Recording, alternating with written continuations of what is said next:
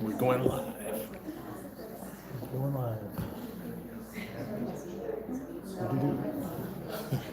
Just because it is getting close to time, are you okay just going up on your own? And do you need any sort of warning? You want to give me, or do you want me to give you like 5 minutes? I think it's 7 minutes. 7 minutes? Okay, I'll just kind of wave my hand up from the back over there and just like you're running out of time. I'm in. Oh, Dawn, nice to meet you. Sorry. Yeah, so I know, I've seen her. yeah, so She went to the old room. Oh, did you get moved? Well, the other GPT session was in there. Oh, okay. Was she the moderator for that one as well? No, I think it was Alyssa. Oh, okay. I think, if I'm not mistaken. That name doesn't ring a bell, but I met him last year. So, 2 minutes officially. yeah, I would say just get right going. I'll give you a 7-minute warning, and then the other gentleman, Nathan. Hi, I'm Dawn. One of the moderators. So thank you. I'll keep time. I'll give like a wave at.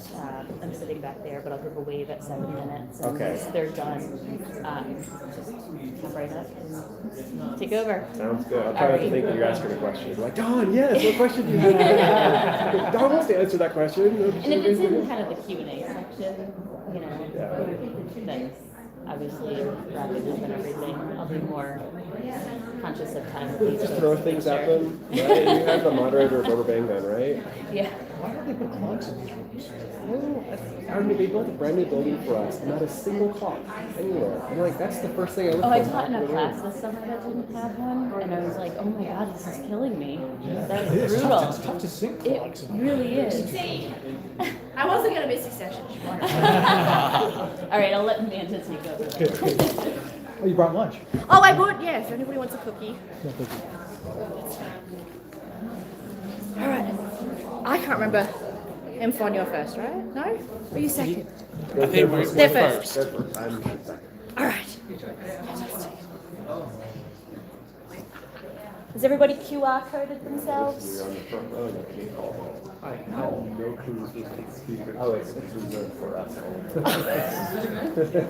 I'm sure they will. Is everybody ready? Yes. Okay.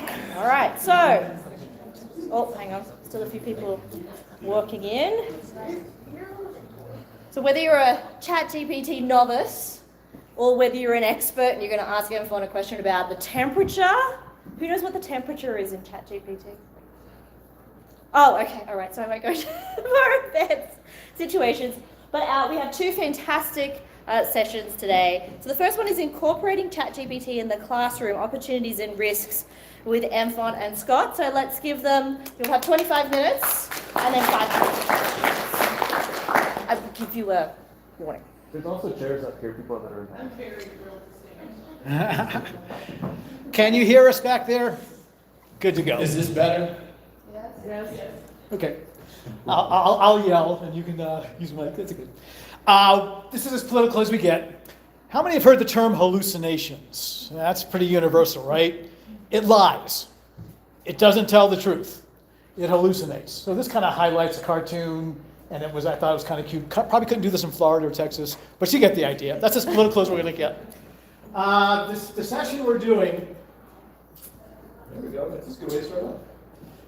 Let's go like this. Here we go. All right, technical. Let's do that. It's pretty tricky.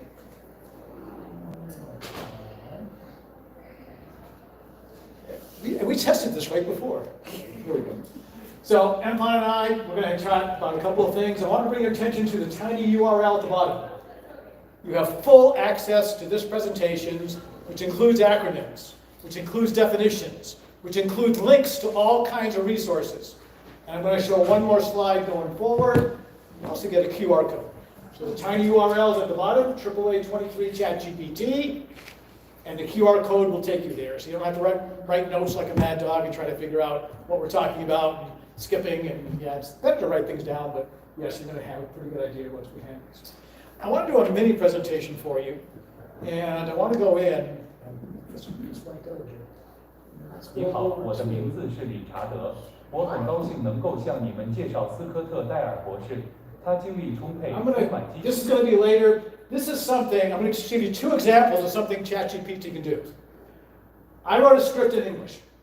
That English script got translated not only in the background into Chinese, but it's closed captioning in Chinese.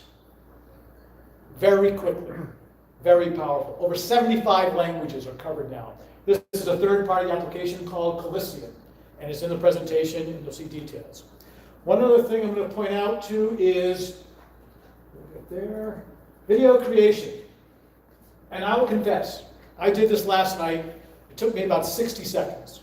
And I'm going to present to you a presentation that, let's go see if we can play it. Player. Classroom 1. Play. You want to see something incredible? I just created a video, 1-minute video, just from a GPT-4 prompt with a plugin called this one. I want to take you there right now to show you what it can do in this 1-minute video. Welcome to AI in the Accounting Classroom, a guide for educators. Are you an accounting educator looking to engage your students in a whole new way? In this video, we'll explore how you can use artificial intelligence to stimulate student interest and enhance engagement. Imagine your students excitedly participating in interactive AI-driven activities. With AI, you can introduce real-world accounting scenarios and simulations, making learning more practical and engaging. AI can also provide personalized feedback and guidance to each student, helping them improve their accounting skills. By integrating AI into your accounting classes, you'll prepare your students for the future of the industry. Ready to transform your accounting classroom with AI? Let's get started. Okay, you get the idea of what this can do in very short order. All right. This was generated with a 1-minute prompt. I just asked the question, I'll show you on the slides, and this is what came out. Incredible. All right, so you're getting an idea of the power of what this stuff can do. And it is very powerful, very graceful, and not your typical application in an accounting classroom. This is the prompt I said in about a minute I generated in GPT-4. That's all it took to generate this response with the video details, automatic title, and a claim code with this one. So all of that is built in, and Mfon's going to be talking about APIs and plugins later on, but that's one of the tools. This is the actual video. It also comes with a full video editing suite built in. So you're saying, do I need to do videos? All right, so we'll start the official presentation now. It's slow, it's buggy, doesn't do a lot of things very well, but neither do the various earliest computers. You've probably heard of Sam Altman by now, OpenAI CEO. He also does not take a salary. Doesn't have to, I guess, at this point. But he's talking about GPT-4. GPT-4 is the one you pay $20 a month for. ChatGPT 3.5 is the freebie everybody has access to. How many have actually used 4? Just a quick survey. Okay, so actually a good, about a quarter so far. Okay, how about 3.5 or 4? Vast majority. Cool. So, prediction. You'll have your own personal tutor. And actually, if you went to the previous session, you will have access to your own personal virtual assistant, your own PVA. And that's where it's going. And some of the developers, by the way, watch for these 2 names, Inflection and Anthropic. You probably heard about the White House meeting about 2 weeks ago, and they were putting in guardrails and watermarks, and they talked about what they did. And Amazon was there, and Microsoft, and Meta was there, OpenAI was there, Alphabet was there. But so was Inflection and Anthropic. They rounded out the 7. So those are some names to watch and be familiar with. Apple GPT is coming next year, 2024. And Amazon has its Alexa. You're going to be talking more to Alexis. You're going to be actually having a personal assistant through Alexis. And you'll have probably through Siri as well. So I'm going to pass it on. So we're going to cover, today we'll do a brief introduction so you get to know us. We're going to talk about GPT 3.5 and 4.0 and really go over what are your fears, what are your hopes. So this is going to be an interactive session. We're also going to talk about the limitations of ChatGPT, and then we're going to get into prompt engineering, which is really the secret sauce of ChatGPT as well. Now, as Scott mentioned, with the QR code and with the link, you'll get the resources from the presentation. So all of these links, you'll have everything if you scan the QR code or you go to that link. If time permits, we'll have a Q&A and a live demo as well. So I just want to check the temperature a little bit and see where everyone is at with ChatGPT. So who can spell ChatGPT? All right, and who's heard of it and has not used it? Okay, that's good. And who's used it a few times, but not regularly? Okay. Yeah, that's a good number.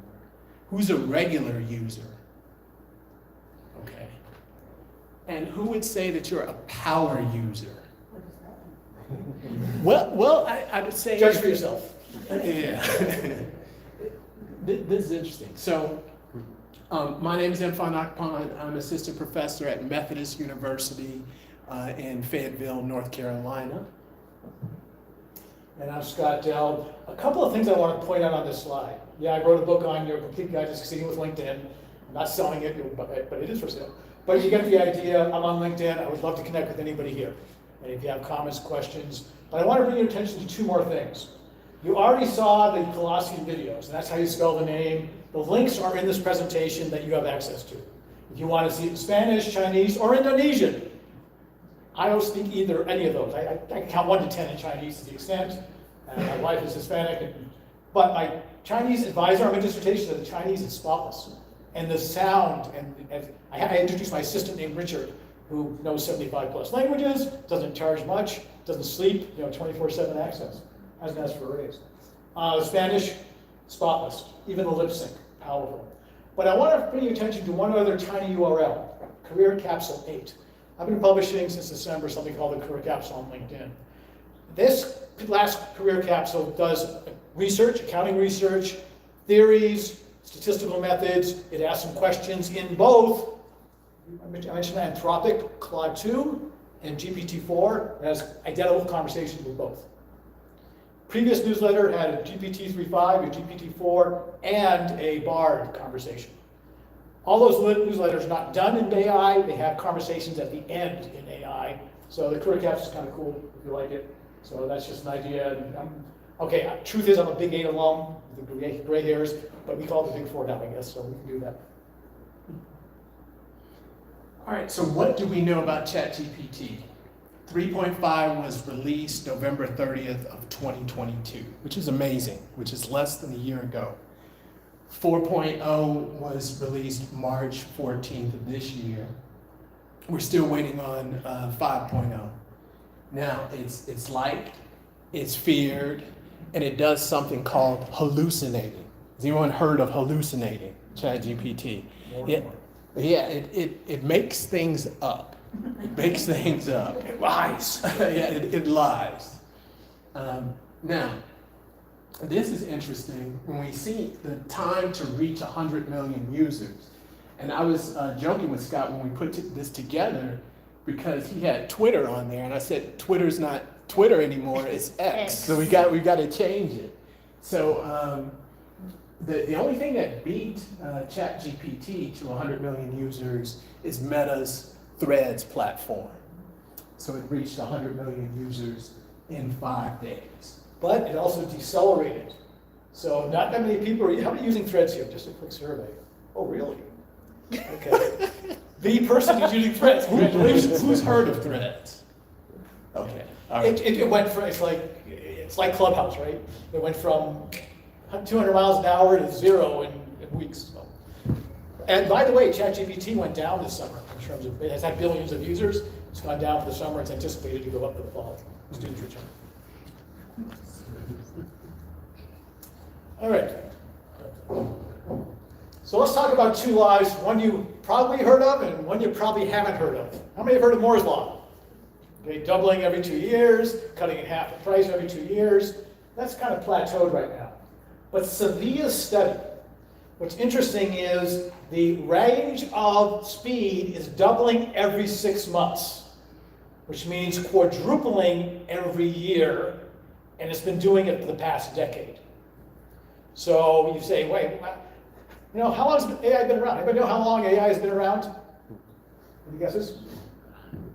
Over 30 years? 40? 50? 60? Over 60 years. It's been around a long time. It only is kicking up speed now, because of OpenAI November 30th, but also because of computing power. The horsepower you have to run it is amazing. So this is, again, you can refer to this. All the images by here were generated on one of 3 platforms. We're going to be using DALL-E 2 in the next presentation, I think. Use Starry AI, Midjourney. So almost all the images were generated and as was this one, this is DALL-E 2 generated. This shows a little difference between GPT 3.5 in the purple and 4. And look at the jump and what's been going on. And I'll go ahead and hand it off. Because 4 is pretty powerful stuff. And you can see 10th to 90th percentile for the bar exam. We'll talk about the CPA exam was mentioned in the previous session that many of you were at. The sommelier exam, if you are a wine connoisseur, you can now pass the test. To have a few, take a few sips and you'll pass it better. But you get the idea. Look at all the improvements with 4. I gave it an exam in December. It got a 46%. Mfon took my same exam and got an 83% when he processed GPT 4.0. It's improving. It's getting smarter. By the way, artificial intelligence is not intelligent. It's just a word generator. The next word is a projector. But we've heard that in text. Yet to piggyback on that, we have here on this slide the CPA exam where the 3.5 got an average of 50.9, and then GPT-4 got 84%. Now, here's the thing. In my opinion, did it pass the CPA exam? Yes and no. So you see the word there, advanced prompting. So if with 0-shot prompting, which means if you just type in a question, 4.0 didn't do much better than 3.5. But in that experiment, in that research, they did what they call 10-shot prompting. So they gave it 10 questions to train it on, and then it got the question correct. So with 10 examples, it was able to get an 84%.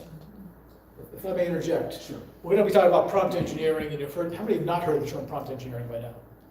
It was a $300,000 a year job plus before November 30th, by the way. So it's been around a while.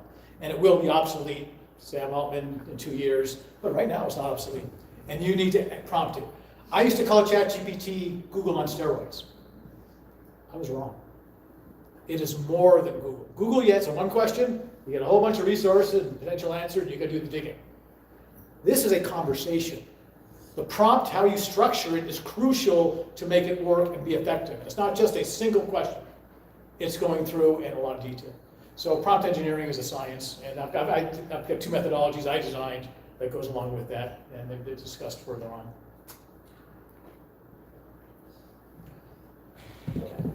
Data difference. This is the scale. 3.5 to 4. Just look at the visual. All right. So where is ChatGPT? So we hear a lot about ChatGPT, the website. ChatGPT is there on the OpenAI website. You have the 3.5, which is free. You have the 4.0 plus version, so that's another version. Then you have the 4.0 with the APIs. So there's about 500 APIs. You also have the ChatGPT Playground, which is a pay-per-use. Then you also have ChatGPT in the Bing search engine, if you have Microsoft Edge. And you also have it in Snapchat. I don't know if anyone has Snapchat. My AI bot in Snapchat is ChatGPT. There's some terminology on here we'll skip through because we're going to be running out of time, but go ahead. APIs. So one of the ways to unlock a lot of the power of ChatGPT is by using the 4.0 with the APIs. So I think a good way of thinking about, well, let me ask you this. Who's used any of the APIs? Okay, we got one, two or three people. So I say think about it like an app store. So now you can go to ChatGPT and then you can add apps to your searches to connect to ChatGPT 4.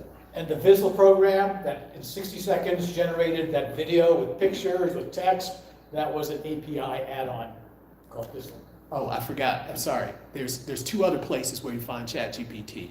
You'll find it on your mobile phone, on your Android, on the Android app, and you'll also find it on the iOS app. Just came out on Android a week ago. It's been on Apple for a while. So what are your fears? So we want to find out what are your thoughts, what are your fears about ChatGPT? What does this mean for anything that we assess students on where they're not doing it in front of us? Good question.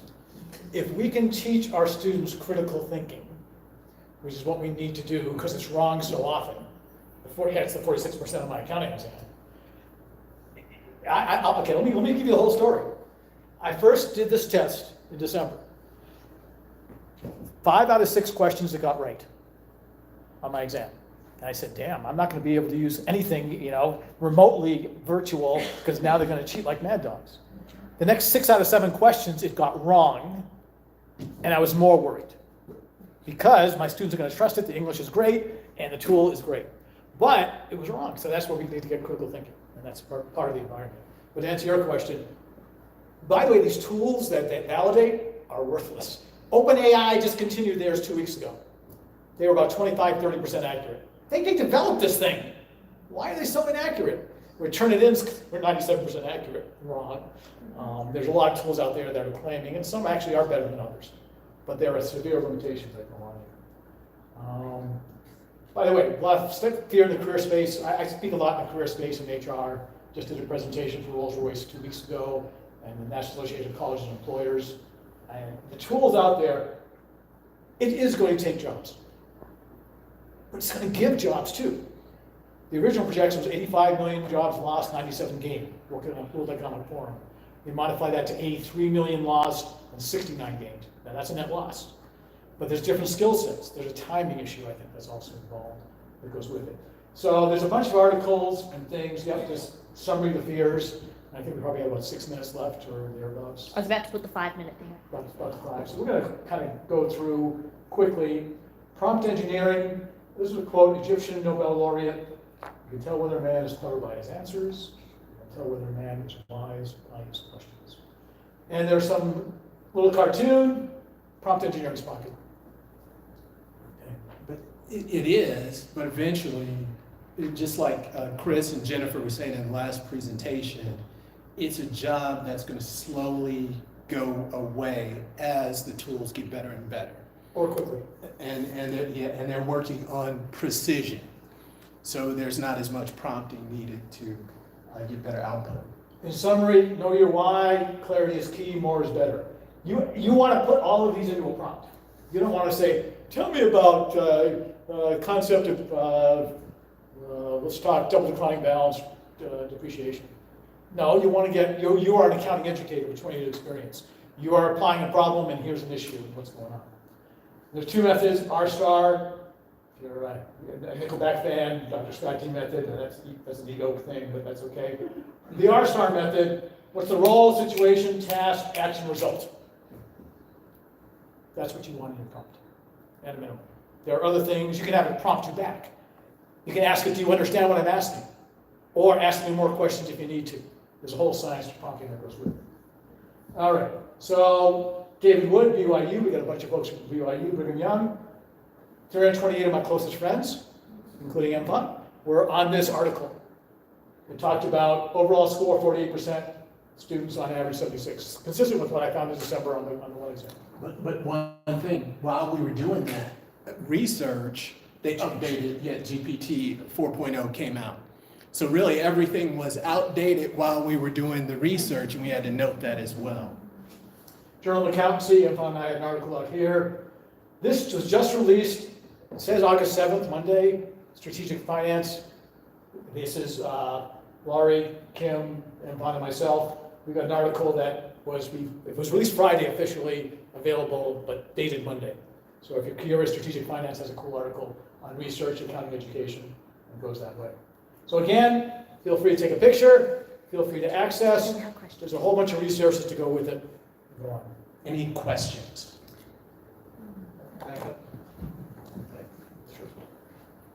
We've got quite a few minutes for questions.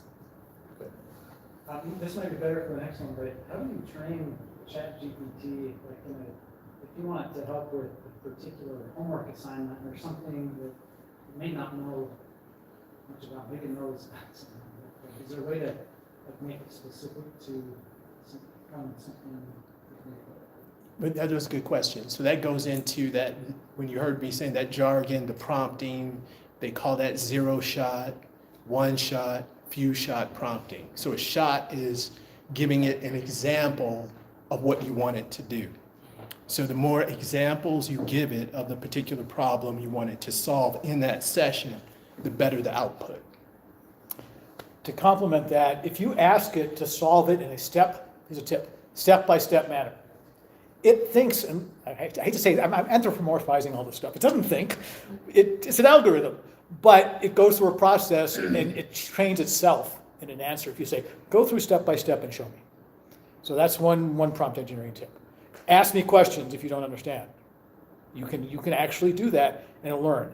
People can go in and say, why'd you lie to me? And I said, I'm so sorry. It apologizes prophetically. I always say please too anyways. But you get the idea that it's a tool that will learn. And I want to address security concerns. Personal identifiable information, PII. Don't put it there. Samsung on May 1st said you cannot use it internally. Why? Because, I have this strategic plan for Samsung. Could you make this in nicer English and make it understandable? And it does. And then I'm an outsider say, can you tell me about Samsung's strategy for the future?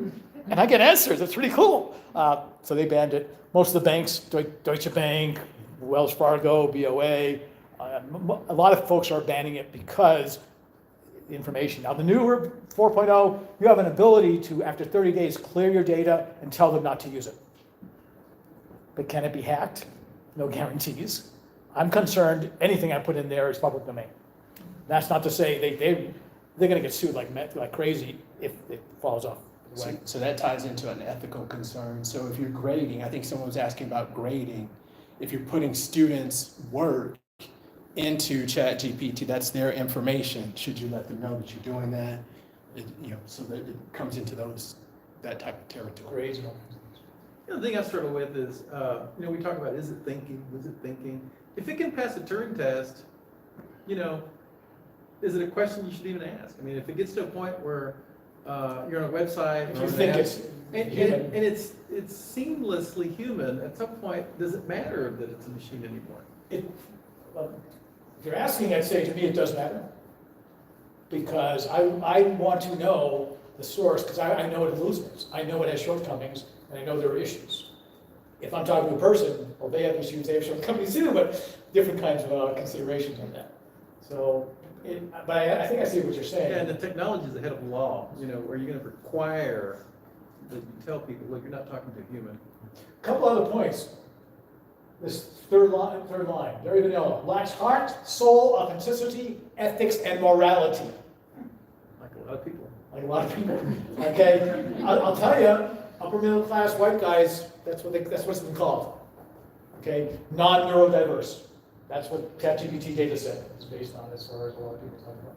You think about it, if you ask it to give you a great recipe for a chocolate cake, ChatGPT can't make or eat cake. So. I'm going to give you two quick quotes. 9 in 10 hiring managers say ChatGPT experience can be more valuable than a college degree. That scared the heck out of me. But how are you going to generate a decent prompt if you don't have some creative thought and understanding of this technology? So, and I guarantee over half the people there, like not a lot of people here that haven't really used it, over half the people that answered the survey probably hadn't used it. Right? And then there was, there's a bunch of prompting again. You can go auto prompting, cell prompting, acronyms, and terms of interest. You can see those. Future work, there are a bunch of videos, a bunch of resources. And how much time do we have left? You still have 2 more minutes for questions. 2 more minutes, so 2 more questions at least. Yes, sir. I saw something recently about the U.S. Navy getting permission to take a living slice of the human brain and embed it with a chip to try to get the chip to understand real thought and learn to think itself. Do you know anything about that? News to me. I've heard a little bit about the organic computing with Chip in the brain. where they're growing brain cells and Yes. yeah, I've heard a little bit about it. Frankenstein. Elon Musk wants to put a chip right there. And I think it was in You work for him? Australia. Yes. So y'all work at universities with general education requirements, so whether 3-page paper or 10 pages over the course of a semester, et cetera, et cetera. How do you think these technologies will change the gen ed requirements of our universities, or should they change them? How should they change them? I think it'll change the way we teach them, because we still need to know that background. I'm doing a session at USC next Friday. I get back Thursday. I'm going to be at, and not University of Southern California, University of South Carolina. So no confusion here. On AI, it's a workshop, and the tools, it is changing how we have to change. We need to. We're asking our students to adapt, and our students to change. We need to change. And we need to be critically thinking how we teach this and how we use this, and help our students to critically think as well. So I'm not sure if that answers your question, but I think that's the track we're on. Good question. Any other questions? Any final remarks before we wrap up? Oh, Can you put that link back? I scanned the QR, but I couldn't, it didn't stay with my. Okay, let's go back to you want the QR code and the link. The link to your It's slide. basically AAA. While you're doing that, the Journal had a good article on how drive-throughs are hot to trot to get. And when it can't understand something, it automatically hands it off to a human. Pretty clever. I mean, there is okay, let me ask you the question. There was a restaurant, McDonald's in Texas, automated. And what's going on with that automation? I think you just went past it. Fantastic. It's the one with it's the QR code. Right. All right. So, is it replacing jobs? When you can interact with AI at the window, it's going to process, somebody in the back room popping the buns and the hamburgers down the machine, fine, 1 or 2 people, but they're not doing all the work that the system is doing. Is that replacing fast food jobs? Or is there a shortage of fast food workers anyways that want $20, $25 an hour, that I don't want to pay Big Mac $12 for my Big Mac, but you get the idea of, is it replacing jobs? I mean, in the day, software piracy, $500 for Lotus 1-2-3. Anybody remember? Okay, I was getting my MBA. I didn't have $500 to spend on Lotus 1-2-3, so I confess. All right, guilty. Put me in jail. But I wasn't going to buy it for $4.95. I'm sorry, it wasn't in the budget. And that was in the 80s. I'm telling you what. But you get the idea. You think about it. Is it really replacing, or is it enhancing? One last comment I will make. This will 10x your abilities as a professional. Because you can read the hallucinations. You're a tax expert. You're an accounting expert. You're a management expert. Whatever field you're in, you're a supply chain expert. It's going to help you understand that that's BS. Or, wait, actually, that reminds me, that's a pretty good idea. A novice, a new user, a student who uses the stuff, they're going to be much more trusting. So it might 1 or 2x what they're doing, but it's going to 10x what you guys do. And when we're talking about the writing, the students will have to become better editors than writers because the software will generate the content for them. And it's a springboard for ideas. It is a gold mine. I think someone was talking about using it for rubrics or using it for syllabi, using it to design, to project, to make problems, and ask questions, examples. It is a great source, a tool for that conversation to an interaction. Fantastic. Thank you very much. And I'm sure that they'll both be at drinks. Yeah, oh yeah, we'll be there tonight. They'll tomorrow. be there at drinks. Buy us a free drink. Yes. Now, would you like the remote mic, or do you want to stand? Yeah, I'll just grab the mic Okay, up there. all right. Here. I see a lot of people standing in the back of the room. It hurts my soul to see you guys balancing against the wall. So if you want to be brave, you can come up here and get an actual chair.